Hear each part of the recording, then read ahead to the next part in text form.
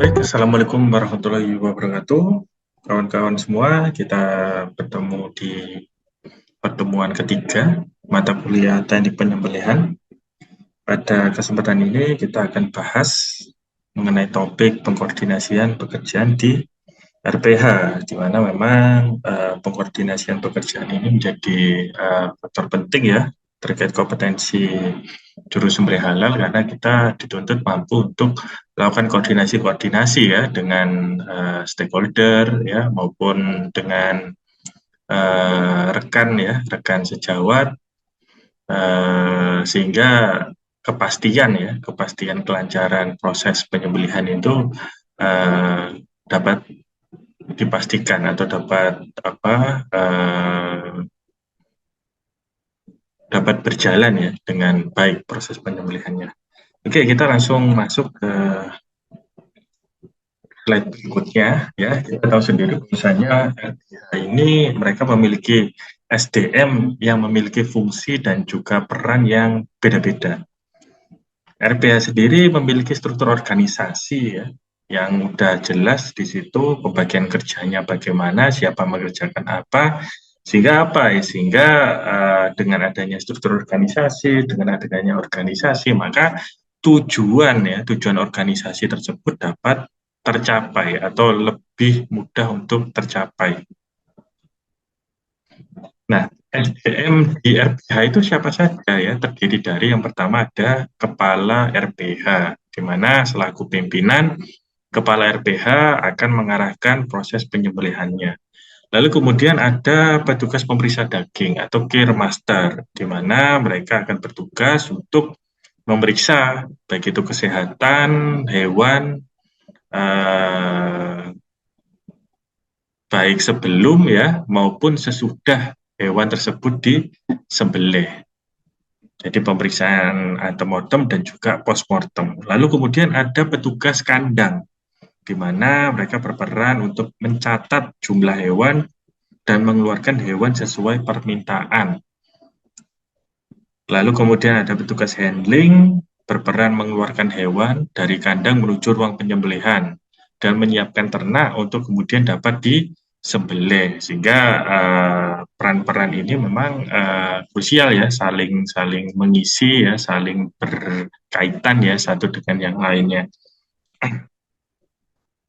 Lalu kemudian ada petugas sembelih halal ya, yang mereka akan melaksanakan proses penyembelihan sesuai syariat Islam. Tentunya kalau sesuai syariat Islam ya kaidah-kaidahnya ya sesuai Islam ya. Lalu kemudian si petugas ini juga harus tersertifikasi juru sembelih halal.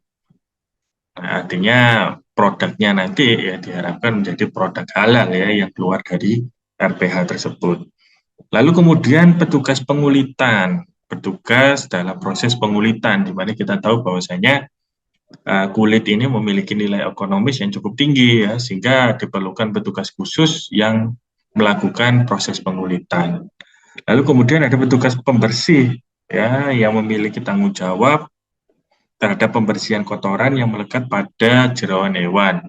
Kita tahu bahwasanya jeroan hewan ini juga masih dikonsumsi ya oleh masyarakat di Indonesia. Jadi masih memiliki nilai ekonomis, sehingga ada petugas khusus ya yang memang dia bertugas untuk mengeluarkan sisa-sisa makanan ya, sisa-sisa kotoran baik itu di rumen ya dan juga saluran cerna yang lainnya.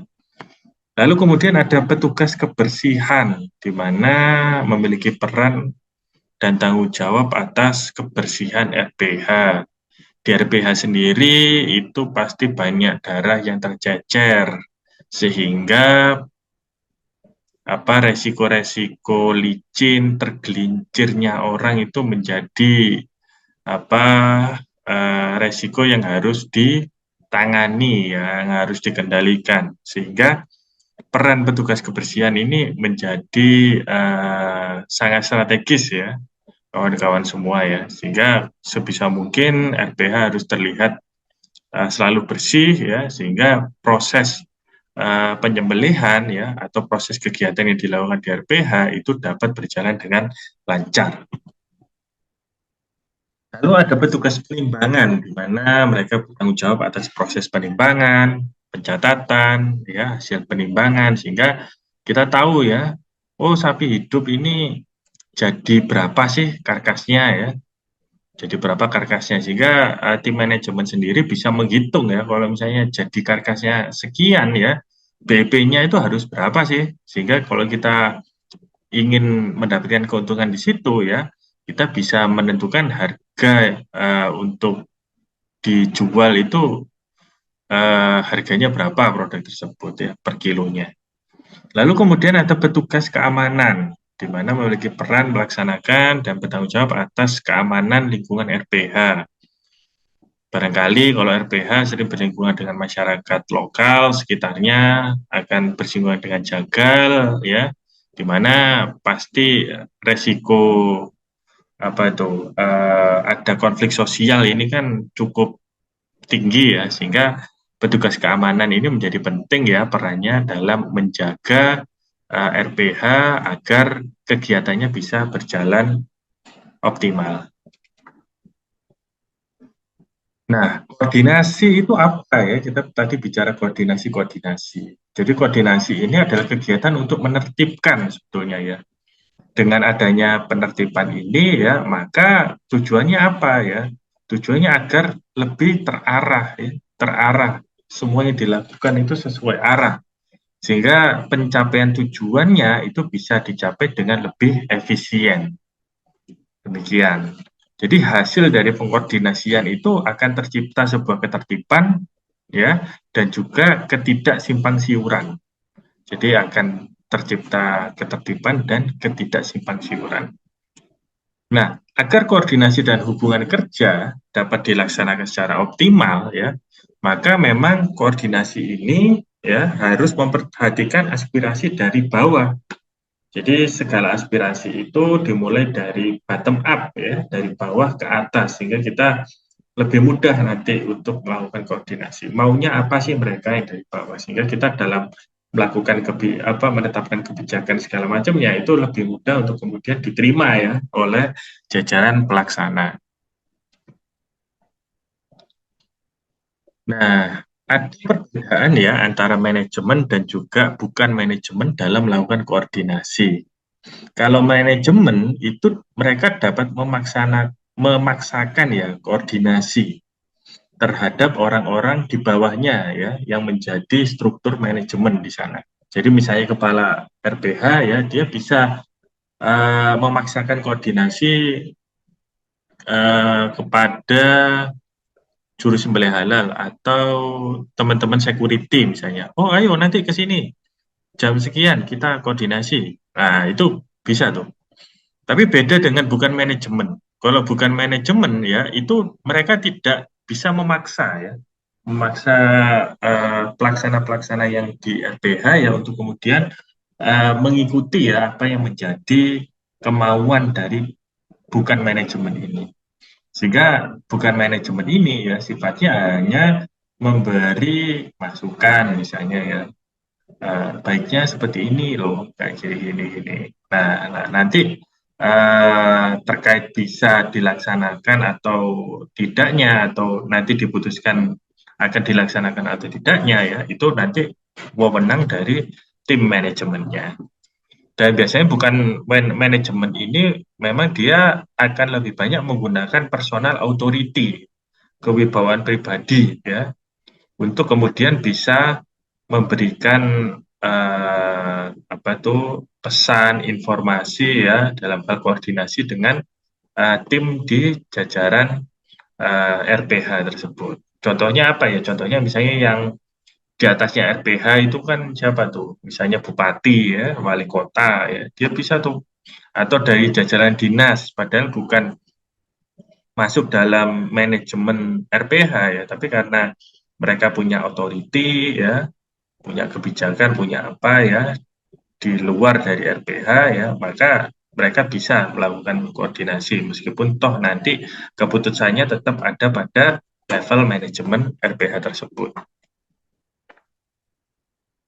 Di sini ada tahapan koordinasi di RPH yang memang harus dipahami bersama ya sebelum melakukan penyembelihan. Jadi yang pertama kepala RPH akan mengarahkan ya dalam proses pelaksanaan penyembelihan. Biasanya akan ada briefing tuh awal ya, bagaimana nanti misalnya ada butuh sapi keluar berapa segala macamnya, lah itu kepala RPH mengarahkan.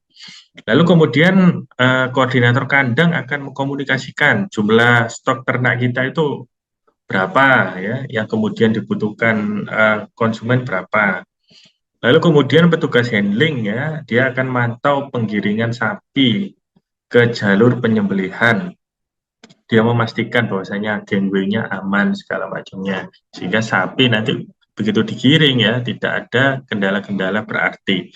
Lalu kemudian ada petugas restraining box ya, dia akan mengatur ya buka tutupnya pintu restrain. Supaya apa ya, kalau misalnya di dalam restraining box masih ada apa ternaknya ya maka harus ditutup ya supaya sapi belakangnya tidak kemudian masuk ya ke dalam restraining box yang sama. Nah, lalu kemudian standar ya petugas pemisanan ya, kita akan melakukan tindakan pemisanan ya sebelum kemudian juru sembelih akan melakukan tindakan penyembelihan ya sesuai dengan syariat Islam dengan melakukan penyembelihan halal. Lalu kemudian ada asisten juleha yang akan membantu proses handling pada saat penyembelihan. Karena barangkali misalnya ternak-ternak yang entah itu sudah dipingsankan atau yang belum ya, itu kan kita membutuhkan asisten ya untuk kemudian memposisikan ternak sesuai ya dengan keinginan juru sembelihnya. Lalu kemudian petugas pembersih untuk melakukan pembersihan darah yang mengalir pasca penyembelihan. Supaya apa ya? Supaya lokasinya ya tempat penyembelihan tetap bersih ya, lalu tidak licin sehingga memang harus dibersihkan ya darah ini, harus disemprot lantai-lantainya. Nah, berkaitan dengan hubungan kerja ya, kawan-kawan sekalian, memang dalam kita melaksanakan tupoksi ya di masing-masing unit ya, khususnya di RPH ya, maka memang tidak terlepas ya dari